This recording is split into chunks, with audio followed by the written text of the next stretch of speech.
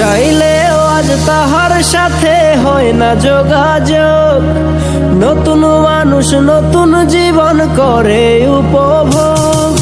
চাইলেও আজ তাহার সাথে হয় না যোগাযোগ। নতুন মানুষ নতুন জীবন করে উপভোগ।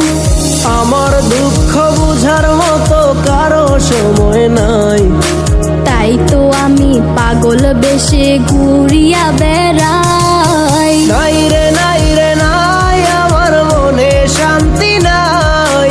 শান্তির মায় মরছে তবু আমি